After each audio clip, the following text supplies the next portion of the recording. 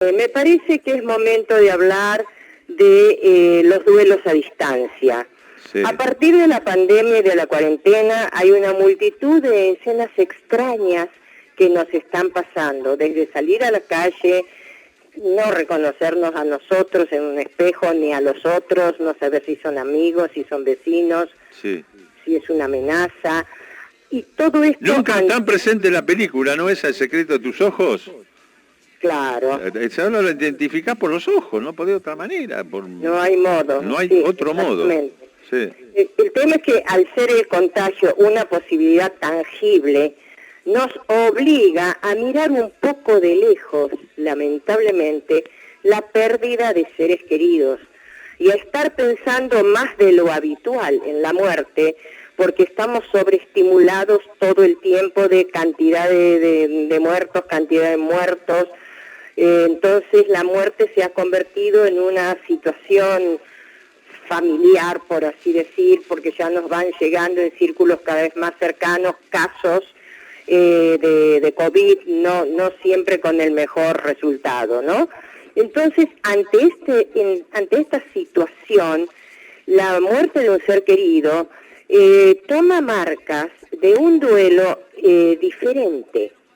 No es un duelo conocido, es un poco más desamparado, yo diría, porque ni siquiera el deudo cuenta con el apoyo de otros familiares o de amigos, lo cual era, digamos, una situación muy habitual, donde se podía recordar al que partió con lágrimas, a veces con sonrisas, con anécdotas, una manera de sentirse acompañados y de hacer un homenaje a aquella persona que partió.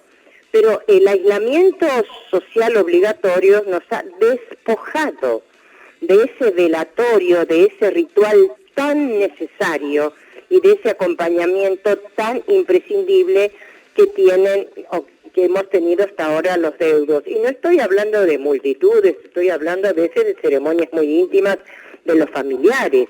Entonces, lo cierto es que es una realidad que no tiene antecedentes, no es lo mismo, digamos, que se habló del duelo de los desaparecidos, porque no había cuerpo. Uh-huh. Acá sí hay cuerpo. Me tocó vivirlo en carne propia. Falleció mi consuegra durante esta cuarentena y no pudo ir solamente mi nuera y 2 o 3 familiares que la acompañaron, nada más. Claro, entonces uno se pregunta psicológicamente, ¿cómo es esto? Estamos postergando, me refiero a los seres cercanos, ¿no? Sí, sí. Están postergando, queda en suspenso el dolor hasta que termine la pandemia y se puedan abrazar con el resto de los seres queridos. ¿Quedará así el duelo de este modo? La herida ante la pérdida se cerrará en el mismo tiempo, en un tiempo diferente. ¿Cómo se procesa la pérdida en un momento como estamos viviendo? Porque los rituales tienen un sentido de una despedida, de una transición, sí, de una palabra. Uh-huh. Eso en este momento no es posible. Entonces, yo no sé, y lo supongo que has de estar al tanto de una experiencia primera que se está realizando justamente en La Plata, en el Hospital Rossi. Sí. El Hospital Rossi es un hospital que que desde hace mucho tiempo estuve investigando, se ha dedicado bastante a los cuidados paliativos. Sí. Entendiendo que lo más adecuado para la persona que está a punto de morir es estar en la casa y con los mejores cuidados posibles y aliviando el dolor. Sí. Pero ¿qué pasa?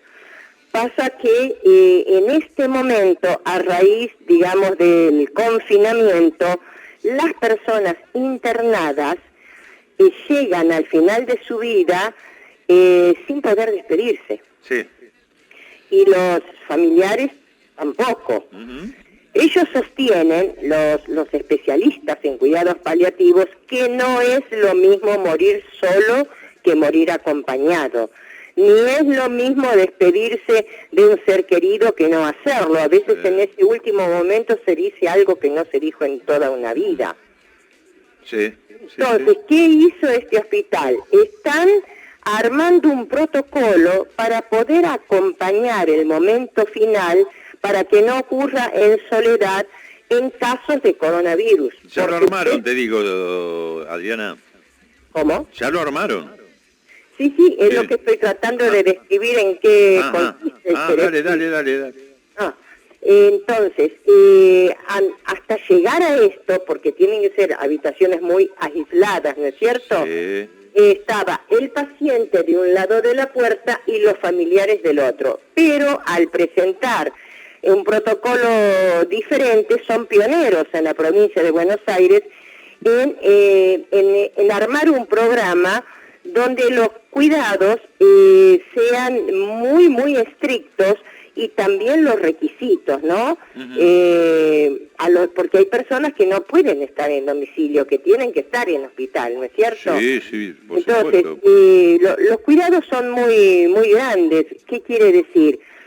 No tienen que, digamos, que moverse, no tienen que circular, digamos, dentro de las instalaciones, tienen que tener menos de 60 años, no tienen que tener enfermedades preexistentes, tener un protocolo controlado permanente de una higiene estricta y estar en la misma habitación una sola persona, que no puede tocar al enfermo, pero sí puede hablar. Claro, sí. Entonces ahí la palabra, que siempre ha sido importante, toma una dimensión enorme, ¿no? O sea, poder hablar, poder escuchar, poder comunicarse, viene a significar todo el afecto posible que se puede lograr en ese momento tan delicado de la vida. Entonces me parece que es una muy buena idea para ver si se puede replicar en otros hospitales y que cada institución, por supuesto, podría evaluar la posibilidad de ponerlo en práctica, por supuesto con mucho esfuerzo, pero con la posibilidad de que el paciente internado esté acompañado y hacer como una despedida más humanizada, permitiendo la mirada, la palabra y la escucha. Porque no es solamente un cuerpo, ¿no? Es un vínculo, uno se despide de un vínculo, se despide de una historia compartida. Y el proceso para el que se va es más difícil y para el que queda también. Entonces esta moción que se ha instalado, ojalá se pueda replicar en otras situaciones porque se ha demostrado que la calidad de bienestar que genera la presencia de un ser querido hace que el enfermo esté muchísimo mejor dentro de su estado de fragilidad. Claro, sí. Además algo piadoso, ¿no? Por supuesto. Exactamente, tiene que ver también con eso. Sí. Digamos... Así que bueno el dato tuyo, qué bueno que encaraste este tema justo en el hospital que es el de mi barrio, que está a 1,5 cuadras. Ah, lo conoces, claro. Pero por supuesto, yo cada vez que tengo algo voy dando vuelta de carnero, voy al hospital ese, de muy buena. Bueno, evidentemente tienen así una mirada humanística muy interesante. Sí, ninguna duda. Que puede ayudar a tantísimas familias y a tantísimos enfermos. Sí, por supuesto. Porque estar acompañados a la hora de partir es una contención muy grande y no una situación anónima donde hay médicos desconocidos e irreconocibles que entran y salen teniendo el menor contacto posible. Claro. Es una situación muy dura y que puede terminar de liquidar las pocas defensas que pueda tener ese sistema psicoinmunológico, ¿no? Y físico también, por supuesto. Claro que sí. Así que son movimientos que van surgiendo a lo largo de esta pandemia, cuando ya el dolor de los deudos ante el no poder despedirse se ha incrementado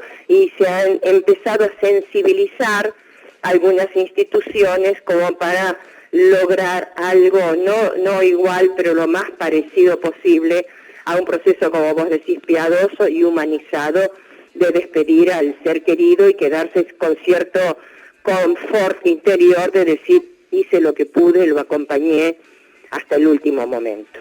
Sí, sí, por supuesto. Me pareció muy bueno el tema, sobre todo hubo algunas, cuando yo lo anuncié esto que el otro, y me decían, justo en este momento, hablar de la muerte, pero de la muerte tenemos que hablar siempre, no solamente en este momento, porque es el camino que tenemos, es el final nuestro, como lo dije yo en el editorial, es inevitable. No solo es inevitable, sino que uno toma un diario o prende una radio y dice el índice de letalidad, el índice de entonces hablemos de eso. Claro, claro. No demos vuelta a la página. Claro, no esquivemos eso, por supuesto. Claro, que sí. Claro, nos puede pasar. No, por supuesto. Nos puede pasar, nadie está preparado para una despedida así. No somos inmortales. Nadie está preparado para ninguna despedida involuntaria y no elegida. Y menos así. Sí. Entonces, ¿cómo es el sufrimiento? ¿Cómo es la despedida? ¿Cómo es el proceso de duelo? ¿Qué se puede hacer para mejorar? Un poco esta es la idea de este momento en este espacio compartido, Hilo. Claro Esto existe, que sí. La gente está sufriendo muchísimo. Mucho. Sí. Y además también por haber compartido una vida y tener que despedirse sin verlo, sin saber decirle nada. Claro. Sí, por supuesto, ¿no? Es decir, que te queda, hablando mal y pronto, una espina que ¿cuándo te la sacás? ¿Cuándo te la sacás? Bueno, ese es el tema que se está teorizando desde el punto de vista psicológico. Claro. ¿Cómo va a ser este proceso de duelo? Claro, Duelo viene de dolor. Claro. ¿No? Sí. ¿Cómo se atraviesa el ritual, la preparación de ir sabiendo que, bueno, se va acercando el final, o bueno, si es un final abrupto, se acompaña hasta la última morada? Si todo eso no vamos a participar, ¿cómo va a ser? No sabemos.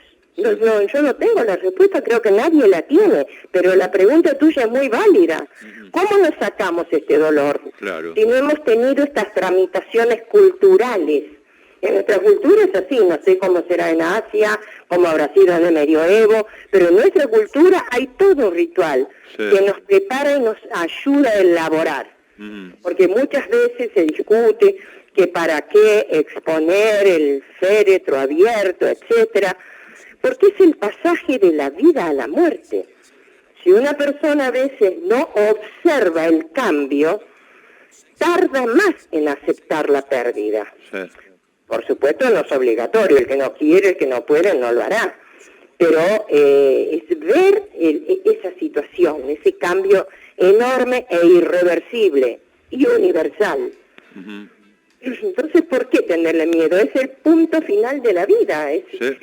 Podemos dudar de si hubiéramos podido nacer o no, pero si hemos nacido, no tenemos la menor duda que vamos a morir. Es inevitable. Es la única certeza, por así decir, la máxima certeza. Sí, por supuesto que sí. Entonces yo creo que hay que naturalizar un poco, sobre todo, porque se está hablando todo el tiempo ahora, en todas partes del mundo, de que este virus es tan peligroso que puede llevar a la muerte. Sí. Y de hecho, bueno, sabemos los indicadores. Entonces me parece que es un tema necesario y ya se está empezando a hablar de que las pérdidas de los rituales están empobreciendo nuestra cultura. Con eso vamos al otro extremo, que sería la celebración del nacimiento, o sea, de los cumpleaños, ¿no? Sí. También se perdieron en esta instancia los rituales habituales. Se habla en una pantalla, no está el otro. Es la pantalla que refleja al otro. Hay una distancia. Eso también nos va a cambiar el psiquismo. No es lo mismo, se escucha muchísimo, no es lo mismo, pero es que claro que no es lo mismo. ¿Qué es lo mismo a partir de la pandemia, Guilo? ¿Qué es lo mismo? Nada. Nada. Entonces, ni la celebración del nacimiento, ni la ceremonia de la muerte son lo mismo tampoco. En el medio estamos nosotros tratando de procesar todas estas situaciones que sábado a sábado venimos reflexionando en lo posible para poder elaborar y aceptar mejor tantos cambios y con tanta incertidumbre de cuánto tiempo más seguiremos así. Claro, pero también nosotros vamos haciendo experiencia también, ¿no? Es decir, en la medida de lo que va ocurriendo. Y como vos vas ofreciendo otras posibilidades a medida que vas tomando contacto con tus pacientes y te van informando de cómo van transitando esta pandemia. Sí, para mí es un material riquísimo que agradezco a la profesión que tengo, que me permite estar atenta a las distintas formas de preocupación, de dolor, de incertidumbre que va causando este cambio tan enorme en tantas áreas de la vida, porque es la vida, es la muerte, es el trabajo, es la sexualidad, es la familia, es la concentración, es el insomnio, la angustia, la incertidumbre, nos va tocando por todos lados. Sí. Y nos va modificando, claro. No vamos a salir iguales de esto. No, por supuesto que no. No sabemos cómo vamos a salir, claro, o qué va a quedar. Yo creo que en este momento tenemos que ser más inteligentes que nunca, o no más inteligentes, sino más pensantes. Más pensar de otra manera la cosa y bueno, y tratar de ir reconstruyendo lo que se ha caído. Se nos cayó algo. Que tenemos que volver a levantar. Sí, hay que ver con qué elementos, de qué manera, cuándo, cómo, pero por supuesto no colapsar nosotros, ¿no?